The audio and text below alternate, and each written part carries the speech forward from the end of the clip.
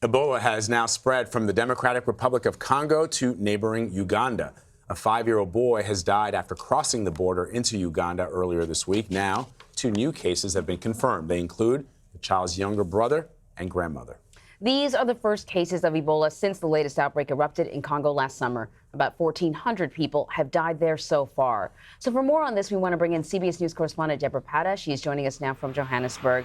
So, Debora, we've been covering the Ebola crisis here at CBS News since it began in August. You also covered the epidemic in 2014. What do these new cases in Uganda mean for this outbreak? Well, Anne-Marie, this is the nightmare scenario that everybody was hoping to avoid, that the Democratic Republic of Congo outbreak, now in its 11th month, would spread to neighboring countries. This has happened. Sadly, as we know, as you said, that little 5-year-old boy died. 2 other members of his family are confirmed as having contracted the disease. It would seem that the child's mother, who is Congolese, married to a Ugandan, traveled to the DRC earlier this year to care for her dying father. He died from Ebola. 12 members of her family were put in isolation after this, but 6 of them escaped, including this little boy. They crossed into Uganda, which the border is about 50 miles from Beni, which is the Ebola hot zone, and now the disease has reached that country. The Ugandan government has long been prepared for the possibility of a cross-border spillover. They vaccinated up to 4,700 health workers in about 165 facilities, including the facility where this little child died. So they are well prepared for this, and they have a good chance of containing this epidemic if they can track and trace everybody that this little boy came into contact with, because they don't have the same kinds of complications that the DRC has, namely that outbreak is taking place in a war zone. Right. That was my question to you, Debora. Clearly, as you point out, Uganda has been prepared for something like this. It's got a very stable infrastructure. It's one of Africa's leading economies. On the other hand, over in the DRC, things are much more complicated, coupled with the fact that it's a much larger country, much poorer. And this is the Democratic Republic of Congo's 10th Ebola outbreak. They've very successfully dealt with 9 other outbreaks. But as we've mentioned repeatedly, it is taking place in a war zone, and that is what is hampering efforts, because you have over 30 militia groups operating in this area, one of them with affiliations to ISIS. And they indiscriminately attack the community, and every time there is an attack, members of that community flee, and if they've contracted Ebola, the virus flees with them. So that is one of the first problems. The other problem is that the militia groups and sometimes members of the community are attacking Ebola treatment centers and health workers. A number of health workers have already died. So they're risking life and limb, both in terms of the deadly disease and also attacks from the community. Coupled with all of this, you have deep mistrust from the community.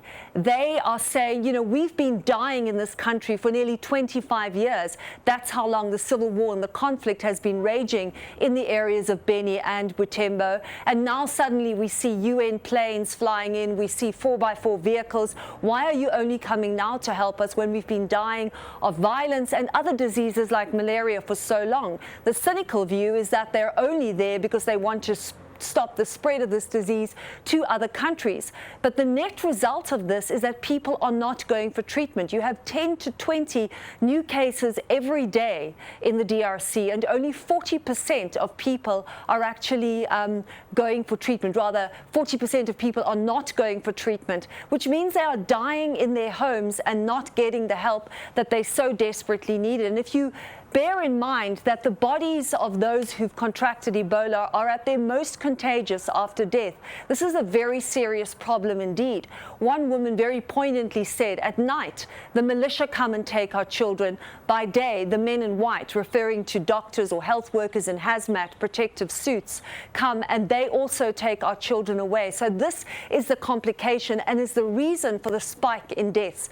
The toxic mix of violence and the mistrust of the community means that in the past 3 months, the number of cases has doubled from 1,000 to 2,000.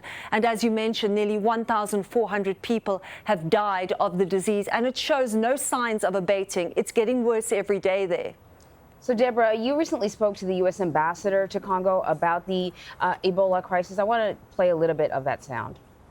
It's critical. I mean, this is the first defense of the homeland of the United States, is what we're doing here to prevent it, again, from spreading elsewhere. And we also have teams deployed in neighboring countries who are advising South Sudan, Uganda, Rwanda, Burundi. Our USAID teams and as well CDC are there to increase preparedness.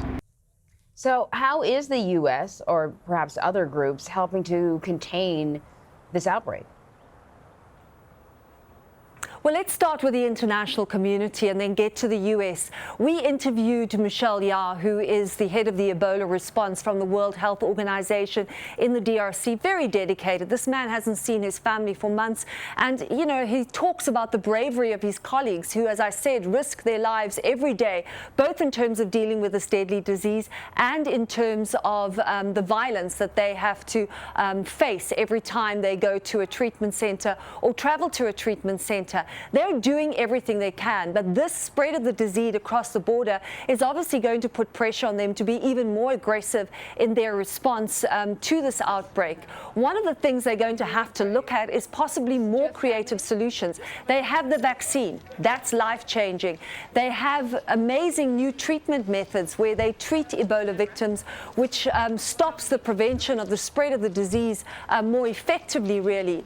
But this is all useless if you can't reach people and people are not coming for treatment.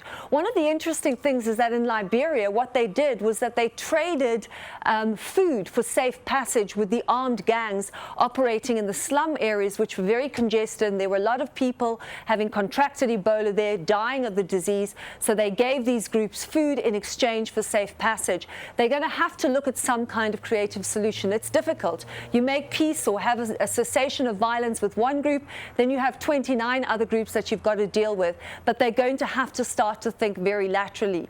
In terms of the United States, they've been involved in the Congo for some time now.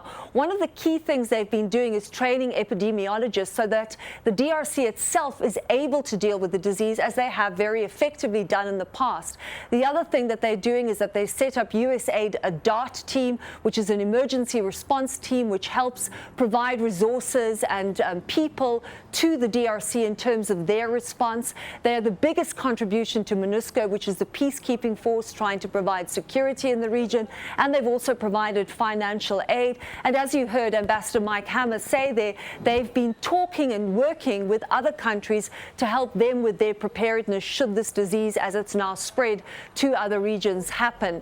And one of the things that they're committed to assisting with is the tracking and tracing of people. That is key. Speed is key. Track and trace the people that Ebola sufferers have come into contact with, and you have a good chance of ending this disease. So certainly the international community is trying very hard, but all of this is a reminder that Ebola is not just a DRC problem. It's not just an African problem. It is a problem that affects all of us, and we should all be concerned about this outbreak. And Debora, earlier you mentioned that they're also sort of regularly combating other diseases. Are they dealing with a measles outbreak as well? There is a problem with measles. There always is a problem with measles in the DRC. I mean, we ourselves had to take medication to prevent the contraction of things like malaria, as that's another issue that they're dealing with there. But yes, measles is a big problem. So, you know, they're saying, why Ebola? Why bother about Ebola? There's so many other things that could happen to us in this country. So that health system, as you mentioned, is under extreme pressure in the region. All right, Debora Patta reporting this very important story for us. Debora, we were showing video of you earlier back when you've traveled to the DRC. So you've been on this story for quite some time. We appreciate you sharing the details with us.